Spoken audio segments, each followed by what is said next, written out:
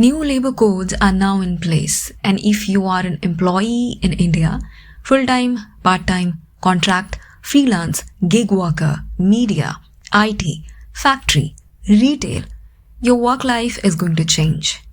Maybe slowly, maybe quietly, but it will change. 29 old labor laws have been merged into 4 labor codes. The government says this simplifies things, removes confusion, and improves worker protection.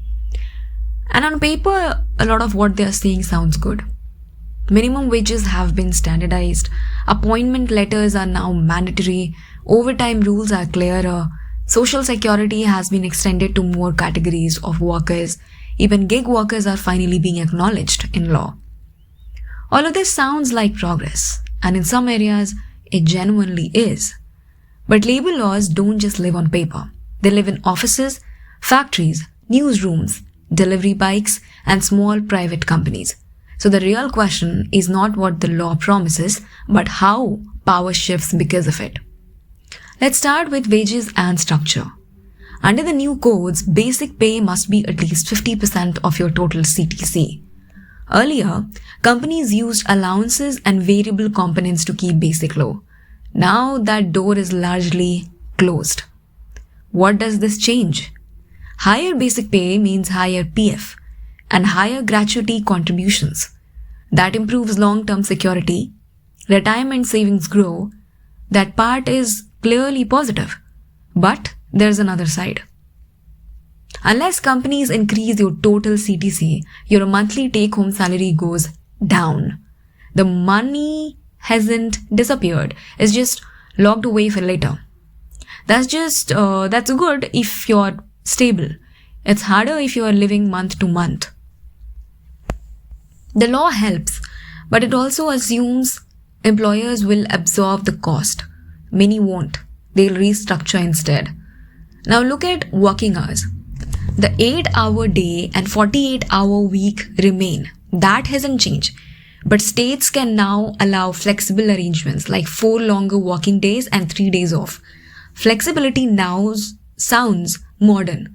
And for some workers, it may actually help. But flexibility also depends on who controls the schedule. In India, that control usually sits with the employer, not the employee. Overtime is now clearly defined. It must be voluntary and paid at twice the regular wage. Again, good on paper. In reality, many workers know that voluntary can quietly become expected. Now let's talk about appointment letters. Every employee must receive a formal appointment letter stating role, salary, benefits, and conditions. This is a big deal, especially for media workers, contract staff, and informal sector employees who have worked for years without documentation. This is one of the strongest improvements in the new codes. It creates a paper trail, and paper trails matter when disputes happen. So far, so good. Now we come to job security, and this is where things change. Earlier, if an establishment employed 100 or more workers, the employer needed government permission to lay off workers, retrench them, or shut down operations. That threshold has now been raised to 300. What does that mean in real terms?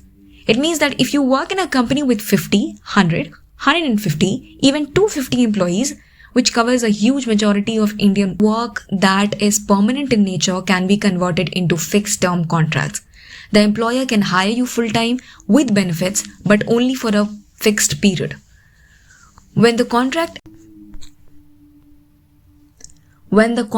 ends, it ends. No retrenchment process, no dispute, no continuation.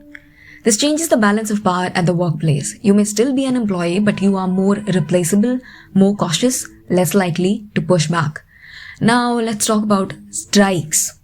The right to strike has not been removed, but the conditions around it have become tighter. A notice period is mandatory up to 60 days in some cases, and this applies across more sectors than before. In essential services, this effectively makes spontaneous strikes impossible. By the time the notice period ends, the pressure moment may already be gone.